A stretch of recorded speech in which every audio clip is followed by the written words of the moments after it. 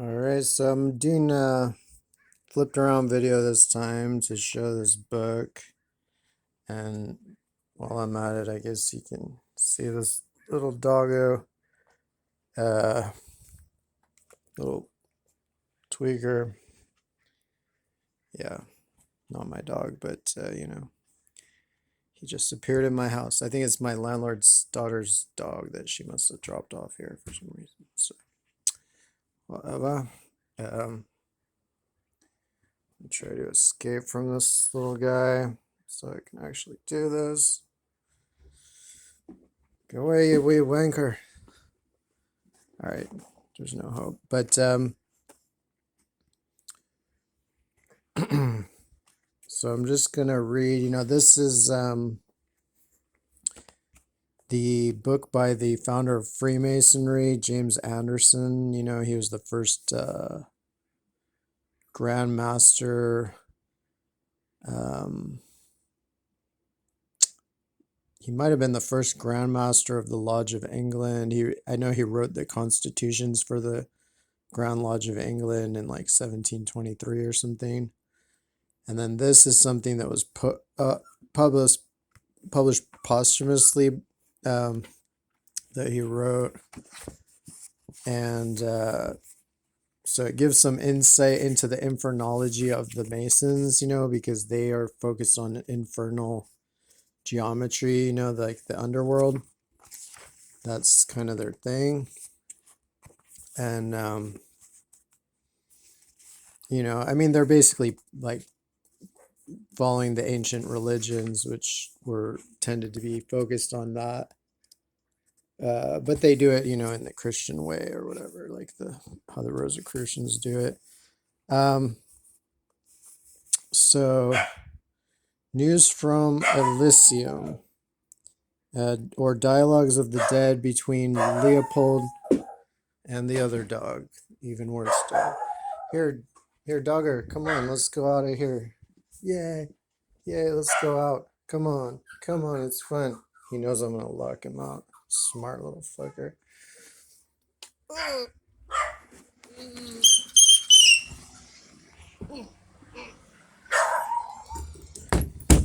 Alright.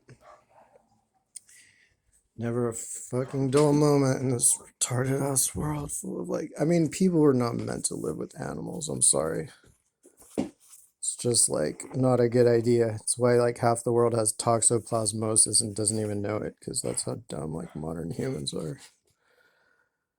Oh, I hate little dogs. I'm sorry, I do. Even the cute ones. Okay, news from Elysium, or dialogues of the dead between Leopold, Roman Emperor, and Louis XIV, King of France, wherein they relate to each other the history.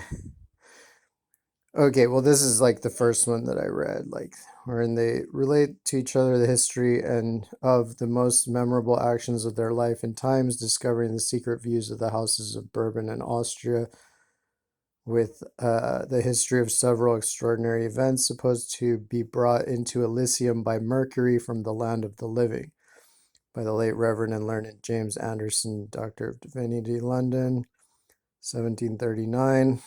And so, so this shows, that they viewed the underworld, the Freemasons, or certainly this guy, and I think the Freemasons generally viewed the underworld as the afterlife, just as the pagans did, and just as the early Christians did before Christianity got twisted around. But in Judaism, everybody goes to Sheol, the underworld, until the day of judgment. So that's what Jesus believed too. That's what all early Christians believed that, and the Freemasons believed that too. But I'm not sure where that went wrong and where they got the idea that only the bad go to the underworld and then the good. I think that was some kind of Roman Catholic superstition or whatever, like innovation or bastardization. But anyway, there's a great So I finished reading this. It's pretty good. Like it excoriates like Louis the 14th for being an absolutist and for being an imperialist. Although ironically, it uses the the foremost imperialist, quote unquote, like the emperor of the Roman Empire, Holy Roman Empire, as the hero protagonist of it. But but still, at least it's basically a Whig, like constitutionalist, pro-republic type of thing. Relatively pro-democracy. Um, but anyway, this is another. I think there's two of these main sections, or maybe more.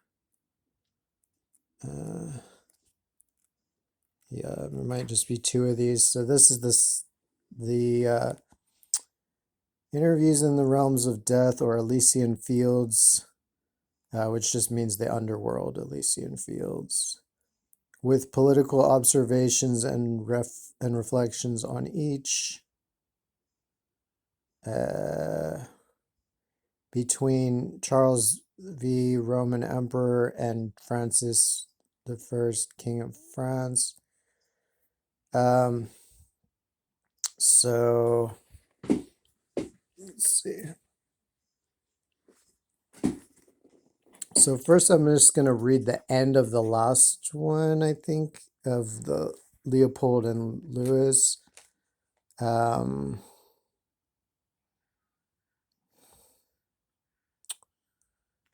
Let's see. So Leopold, the Prussian, Holy Roman Emperor in Austria, says, "Well, I have discoursed enough of temporal affairs, and with mankind may consider they are," or I'm not sure what that says. Like a lot of this is illegible because it's just Xeroxed from like the original. Consider they are mortals, and that a small place is enough to encompass the greatest monarch, nay, the conqueror of the world, not doubting but that then jealousies and bloody wars would be at an end, and to something something I wish all quiet. To you, dear Louis, I wish all quiet and satisfaction.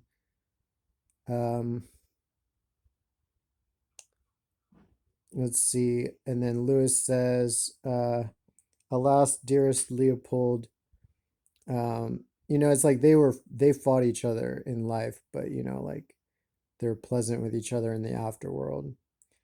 And that's partly because, like monarchs are always like polite usually, but also it's because they're in the underworld, and so they're beyond their egos and whatnot.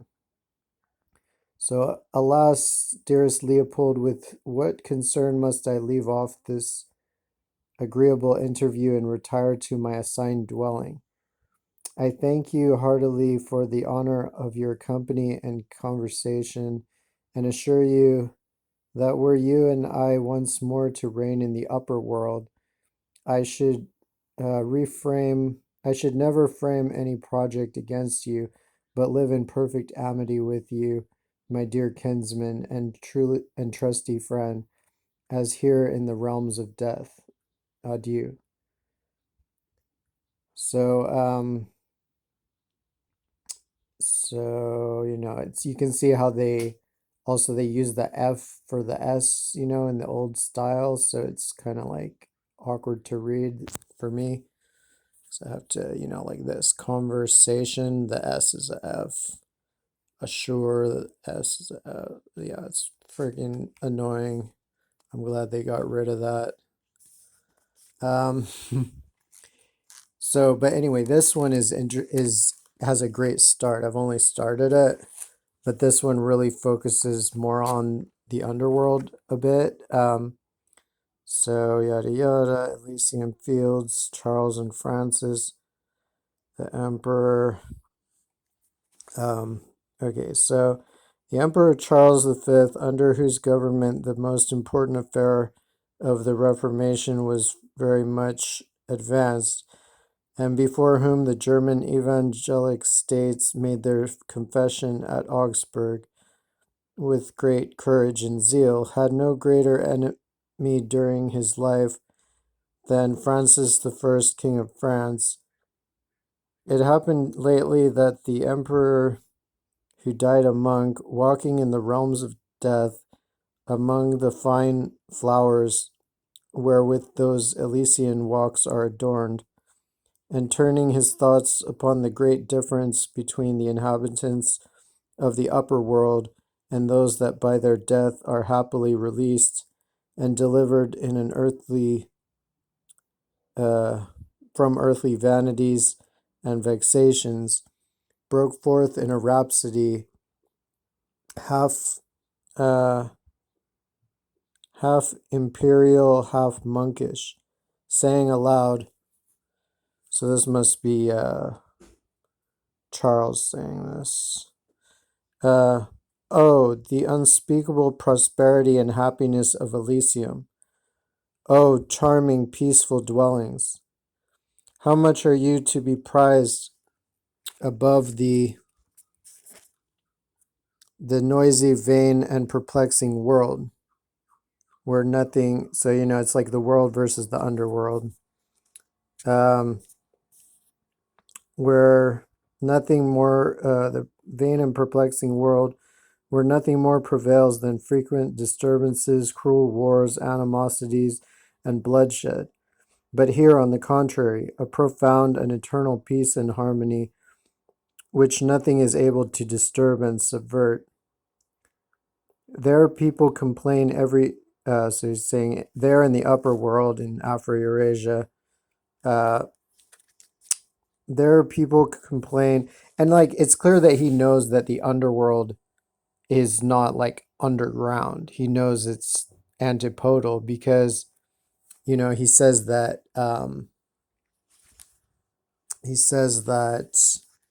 that it's Mercury, you know, the history of several extraordinary events supposed to be brought into Elysium by Mercury from the land of the living. So he understands that both realms face the sky, which of course anybody familiar with the classics should understand, and that all the celestial deities travel daily between the world and the underworld. Um, so, I don't think he says explicitly in this that it is America. And certainly this doesn't correspond to, the contemporary America of his time, but it does correspond to the Greek traditions regarding America, um, Greco-Roman, because that was definitely his what he was aiming for. This is a Greco-Roman dialogue. Um, so he's saying, like in the world, there are people in the upper world. There are people complain every moment and everywhere of sorrow and anguish, necessity and want, even amidst the greatest affluence and superfluities. But from these lovely mansions and walks, all the causes of disquietment are forever banished. So he's talking about in the underworld, the mansions and walkways of the underworld. Because, the underworld was considered paradise. Before, like the idea of the heaven being paradise is very modern for the most part. Usually throughout history, paradise was identified as the underworld. Um, so yeah, but from these lovely mansions and walks, all the causes of disquietment are forever banished. Everything in view upon earth, so he means in the upper world, soon tires us and fades in our eye. And honestly, it's hard to even know for sure what earth originally meant, whether it was originally intended to mean the entire planet or just the Afro-Eurasian side of it. Um, Like the world, I think, can sometimes just mean Afro-Eurasia, and then underworld means America.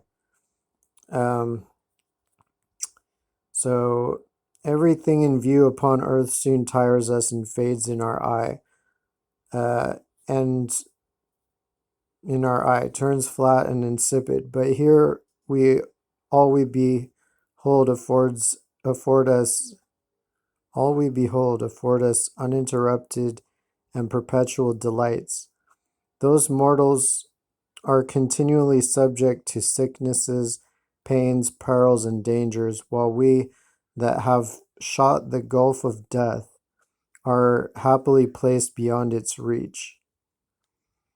So I don't know if that might have some double meaning as the Gulf of Mexico or not, because I know the Gulf of Mexico is kind of the center of the underworld, or one of the main centers of the underworld traditions. Um, Gulf of Death are happily placed beyond its reach, and being delivered from all the means of death, are endued. I guess that's the same as imbued or something. Endued with constant vigor, health, life, and ease. In short, upon earth, lamentation, complaint, fear, and misery may be frequently beheld palaces, in kings' palaces, as much as in poor men's cottages. That labor hard, poor men's cottages that labor hard for their daily bread. O ye miserable mortals, how happy would you be in the upper world if you had but the least taste and apprehension of the pleasures we constantly enjoy in these peaceful shades. But you are secluded from that serene happiness by strong bars and locks, which are open only to souls divested of mortal flesh. So this may be actually a reference to the gateways that block the different, or the gatekeepers that block the different gateways of America, which some of them actually are sandbars. So, they basically are just impediments to you know, marine navigation. Um, so, so yeah, literally bars and locks. Like the most notorious, or one of the most notorious underworld gatekeepers, which is Baja California, is named, I think it's named for the sandbars that go along its western coast, like a shell. It's called the carapace of face. Um, so it's talking to the people that are still alive. You are still under the cruel tyranny of time that plays you innumerable tricks, is as constant as the wind. So it means like the wind always changes directions, so it's inconstant. Oh, as inconstant as the wind, right? And treats you at pleasure and according to its caprice. Time is ever consuming, and in its quick flight carries along with itself what it had formerly produced, and by continual producing of other new things, it cheats the living upon earth, and mocks them every moment. I say time cheats you, for no mortal can affirm he ever met with anything that afforded him real and lasting contentment. Wow. Real doom posting hours. Um, and even the greatest splendor and happiness among the living is mixed with gall and bitterness, and is subject to many thousand melancholy accidents. It is only eternity, from which inconstancy is banished, that alone is able to make you truly and perfectly happy. Banish therefore all fear and dread of death, and believe with the poet ante obitum nemo, and see, or with wife King Solomon, that the day of death is better than the day of one's birth, for we are born to trouble, but we die to happiness. Yeah, I don't know. I still gonna try to avoid the whole death thing, but thanks for the suggestion, or I don't know. I don't buy the whole like don't fear death thing. Like if anybody legitimately didn't fear death, they would die within a day. Anybody who tells you they don't fear death is lying. Or they just are referring to some type of emotional fear, but they still, have something that could be called a fear of death or a desire to avoid it. Francis the First had a great while lofty while so, softly had a great while softly followed the emperor. Oh, had a great while softly followed the emperor, endeavoring to speak with him, though in vain. But now it happily fell out that he found the emperor near a fountain, all alone, just while uttering um, those something strains. Not sure what that means. It's like can't really something F or S R Y. Strains, which putting the king into a surprise, he said to himself, Parbleu! It always says like the word for the next page, like on the previous page. Like the first word. Yeah. Parbleu, the happiness and contentment the emperor is blessed with in the realms of death seems to be exceedingly greater than my own, though mine exceeds all the glory upon earth. I hope by this time he will be recovered from this sweet ecstasy. I'll therefore delay no longer, but must speak to him, though I'm almost afraid to do it, expecting no good treatment, but a Spanish disdainful look and a grave reprimand for the frequent disturbances I gave him in his lifetime. All right. So, um,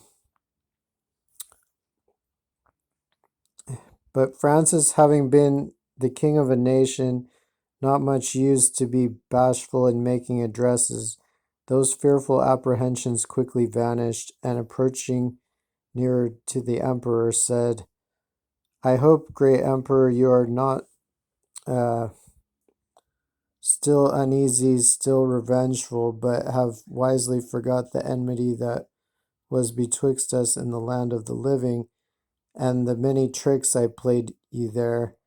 For I assure you, sir, I take you now for my sincere friend, and believe you will not be offended at my desire to converse with you. Upon which the emperor gravely answered, Here where true wisdom reigns, no passions any more take place. Um, okay. I guess passions were considered bad in those days.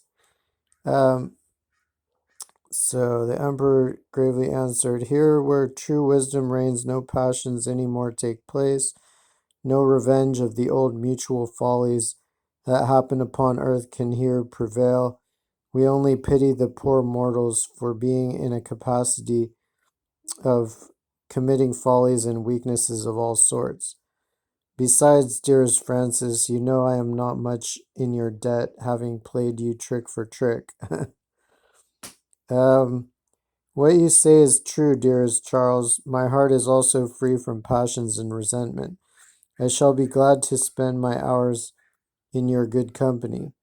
But pray tell me if the words you spoke when you thought you was alone about the blessedness of the dead and misery of the living were in good earnest, or whether you did not speak them only in ecstasy. So,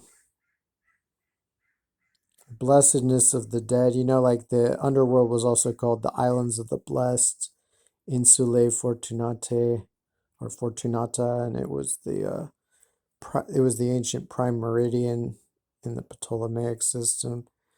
What a question is that? Must you not yourself own the truth of what I said and entirely agree with me, having been now so long in the regions of the dead? Um, so Francis answers, Indeed, I must own my pleasure and happiness, though perhaps not so great as yours, is not to be changed with all the splendor of the upper world. Nevertheless, I can't comprehend how you can justly blame the things and transactions of the earth in general and charge them with such inconstancy, reducing all to naught. For you know there are some things there that last long enough and which you can't annihilate, viz.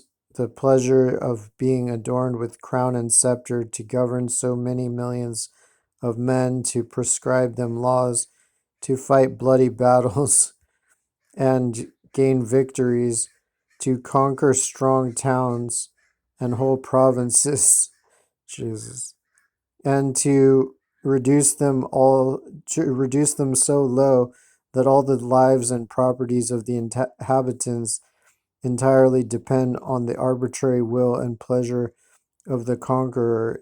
In sometimes there's no periods. I don't know what that's, if it just faded or what. But there's basically a period there, or should be, or it's the end of a sentence. In short, or maybe it's like a comma, I don't know. In short, the state and condition of a free, independent, and sovereign prince, who can have everything his heart covets, is far from being vain and miserable, but on the contrary, he that lives in such a state upon earth is rather to be esteemed happy. Charles replies, What do I hear?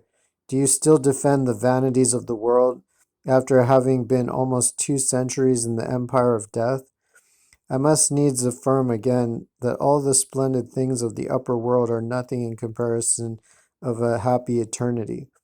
Considering that earthly happiness is only imaginary, not real, and of no duration, attended also with many dangers and troublesome circumstances. Now, though this truth is almost self-evident, yet with interesting phrasing, like in the 1700s. I wonder if Jefferson had read this. Now, this truth is almost self-evident, yet with your leave I will take pains to refute what you was pleased to advance in favor of earthly grandeur and royal sovereignty, whereby the truth will more fully appear. If crowned heads or sovereigns think themselves dispensed with from taking due care of their subjects and endeavoring their happiness, and will only wear crown, scepter, and authority for their own pleasure, and think that grandeur chiefly consists in making themselves to be feared and dreaded, meanwhile concluding that their subjects were created for sacrifices to their caprice, and to be only regarded as their beasts of burden, of slavery and conveniency, they act directly against the will of the Almighty, and are to be considered as scourges of mankind, and that very pleasure which they imagine to find in such cruelties is mixed and attended with millions of disquietments, convulsions, fears, perils, and dangers, unto which that kind of government must be always exposed. But on the contrary, considering that a sovereign should be the same as a shepherd to his flock, who leads the sheep to good pasture, takes care of their welfare, and watches for their safety night and day, what a heavy and intolerable burden is the dignity of a sovereign! Should he not always prove by his conduct that he is the father, the guardian, the protector, and patron of his numerous people in general, and of everyone in particular, endeavoring their universal happiness, temporal and spiritual, and so become a terror to evildoers?